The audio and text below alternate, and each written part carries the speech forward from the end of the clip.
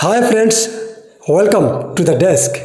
Friends, हम English बोलते वक्त जो रोज़मर्रा की ज़िंदगी में हम सेंटेंसेस बोलते हैं वो हम किस टेंस का इस्तेमाल ज़्यादा करते हैं। उसमें ज़्यादातर होता है present indefinite, past indefinite and future indefinite.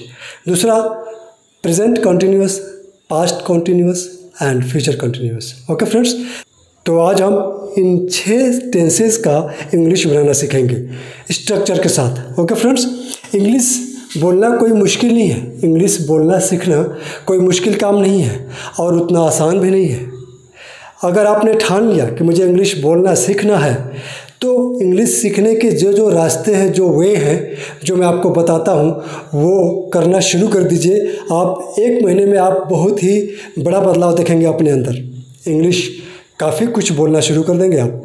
तो सबसे पहले हम जो रोज़मर्रा की ज़िंदगी में जिस टेंसेस का इस्तेमाल करते हैं उस टेंस को आज हम सीखेंगे और उसकी प्रैक्टिस करेंगे। ओके फ्रेंड्स, तो प्रेजेंट इंडेफिनिट टेंस, इसकी पहचान के नियम क्या है?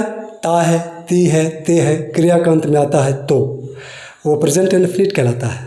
जैसे वह स्कूल जाता है, मैं चाय पीता हूँ, वे लोग क्रिकेट खेलते हैं। ओके, जो इसका स्ट्रक्चर है subject plus V1 V5 plus object plus others.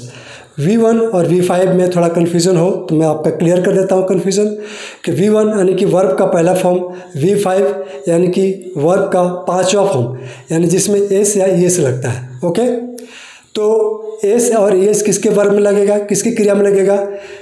जो थर्ड पर्सन सिंगुलर नंबर का सब्जेक्ट होगा, तो थर्ड पर्सन सिंगुलर नंबर वाले सब्जेक्ट में एस या ईएस लगेगा उसकी क्रिया में। ओके, बहुत ही सिंपल है। आई और यू को छोड़कर जितने भी सिंगुलर सब्जेक्ट आएंगे सेंटेंसेस में उनकी क्रिया के साथ एस या ईएस का इस्तेमाल हम करते हैं। ओके, आई और यू भी सिंगुलर है, बट इसमें हम एस या ईएस का इस्तेमाल नहीं करते हैं। ओके, जैसे राम स्कूल जाता है तो राम सिंगुलर हो गया यानी कि एक हो गया, तो इसकी क्रिया में एस या ईएस लगाएंगे। ओके, राधा डांस करती है तो राधा सिंगुलर हो गया यानी कि एक वचन हो गया। ओके, मेरे पिताजी मुझे पढ़ाते हैं तो मेरे पिताजी सिंगुलर हो गए, एक वचन हो गए, तो उसके क्रिया में एस या ईएस लगेगा। ओके फ्रेंड्स, इस तरह से जो भी सिंगुलर नंबर वाला सब्जेक्ट होगा उसकी क्रिया में हम एस या ईएस लगाएंगे। पहले हम प्रेजेंट इंडेफिनिट का सेंटेंस बोलेंगे, फिर उसके बाद पास्ट इंडेफिनिट का बोलेंगे। इस तरह से हम प्रैक्टिस करेंगे। उसके बाद हम फ्यूचर इंडेफिनिट का। तो प्रैक्टिस किस तरह से करना है? प्रैक्टिस करना है पहले प्रेजेंट इंडेफिनिट, पास्ट इंडेफिनिट और फ्यूचर इंडेफिनिट, तीनों को लगातार बोलना है। जैसे वह स्कूल जाता है, प्रेजेंट इंडेफिनिट, वह स्कूल गया, पास्ट इंडेफिनिट, वह स्कूल जाएगा, फ्यूचर इंडेफिनिट। ओके, तो वह स्कूल जाता है, subject plus V1 V5 plus object plus others. Okay, तो ही गोज टू स्कूल, वह स्कूल गया, तो पास्ट इंडेफिनिट का जो स्ट्रक्चर है subject plus V2 plus object plus others. तो V2 सिर्फ पास्ट इंडेफिनिट टेंस में इस्तेमाल होता है। तो V2 के जितने भी अफर्मेटिव सेंटेंस हैं, सकारात्मक सेंटेंस, उसमें हम V2 का इस्तेमाल करेंगे। ओके, तो वह स्कूल गया, ही वेंट टू स्कूल, वह स्कूल जाएगा, he will go to school. Okay, future indefinite में हम शैल और विल का इस्तेमाल करते हैं और क्रिया का पहला फॉर्म। ओके, तो अभी हम लगातार प्रैक्टिस शुरू करते हैं। मैं चाय पीता हूँ, आई टेक टी, मैंने चाय पिया, आई टुक टी, मैं चाय पीऊँगा, आई शैल टेक टी। आई शैल को हम आई विल भी बोल सकते हैं कॉन्ट्रैक्शन में, आई विल टेक टी। वे लोग क्रिकेट खेलते हैं, दे प्ले क्रिकेट, उन लोगों ने क्रिकेट खेला या वे लोग क्रिकेट खेले या खेले थे। दे प्लेड क्रिकेट, वे लोग क्रिकेट खेलेंगे, दे विल प्ले क्रिकेट।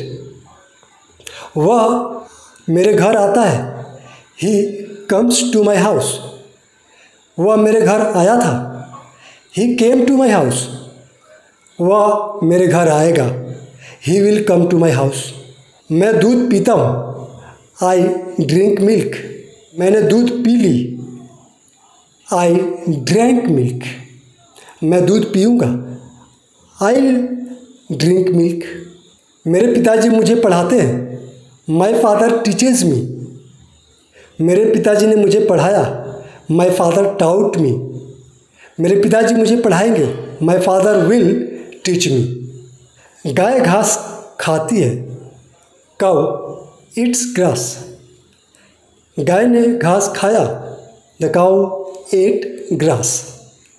गाय घास खाएगी, the cow will eat grass. वह मुझे गाली देता है, ही अब्यूजेज मी। उसने मुझे गाली दी, ही अब्यूज्ड मी। वह मुझे गाली देगा, ही विल अब्यूज मी।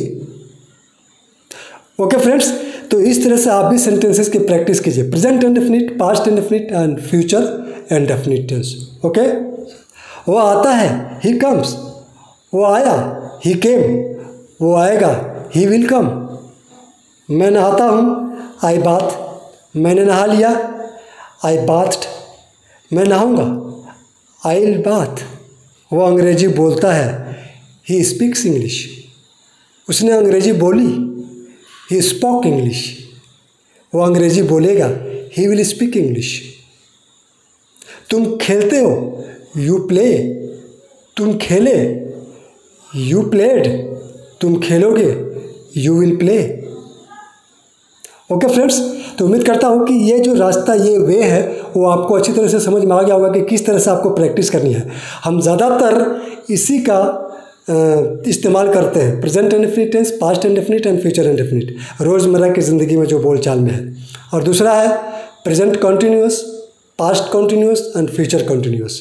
तो प्रेजेंट कॉन्टीन्यूअस में इज आर एम और plus V I N G, यानी कि क्रिया में आई एन जी लगता है। रहा है, रही है, रहे हैं। पास्ट, रहा था, रहे थे, रही थी। फ्यूचर, रहा होगा, रही होगी, रहे होंगे। ओके, फ्यूचर में। तो इस तरह के सेंटेंसेस में हम बनाते चलेंगे, अभी प्रैक्टिस करेंगे कि वह खाना खा रहा है, ही इज़ ईटिंग फूड। वह खाना खा रहा था, ही वॉज ईटिंग फूड। अब आप ये बोलेंगे कि वॉज कहाँ लगेगा और वर कहाँ लगेगा। तो वॉज और वर यानी कि वही, जैसे मैंने बताया आपको कि प्रेजेंट इंडेफिनिट टेंस में कि थर्ड पर्सन सिंगुलर नंबर वाले सब्जेक्ट के क्रिया में एस और यस लगता है, तो उसी तरह से वही रूल्स रहेगा। तो थर्ड पर्सन सिंगुलर नंबर के साथ इज लगता है।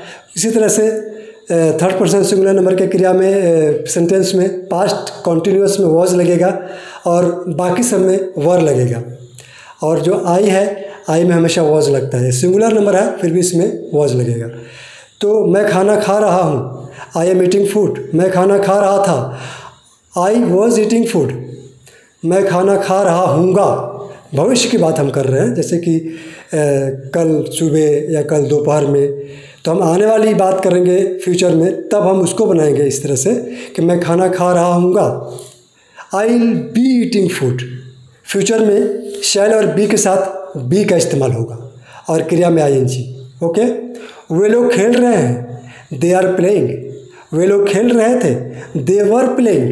ये बहुवचन है, यानी कि प्लूरल, सब्जेक्ट प्लूरल है, इसलिए इसमें वर लगेगा। Okay, they were playing.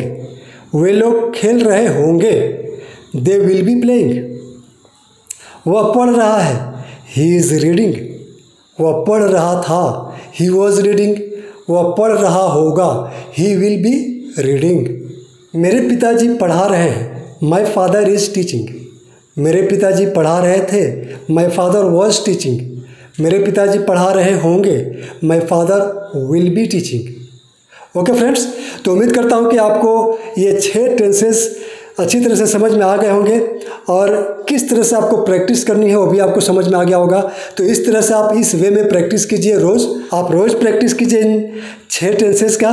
देखिएगा आप 1 महीने में इन 6 टेंसेस के सेंटेंसेस आप फटाफट इंग्लिश उसका बोलने लगेंगे। ओके फ्रेंड्स, दिमाग में आते, सामने आते ही जैसे ही आपको बोलने के मौके मिलेंगे और इन 6 टेंसेस से आपको सेंटेंसेस आता है आपके दिमाग में, तो फटाक से उसका इंग्लिश निकलेगा। बस प्रैक्टिस करना है आपको, practice makes man perfect. Practice बहुत ज़रूरी है। ओके फ्रेंड्स, सिर्फ लिखने पढ़ने से नहीं होगा।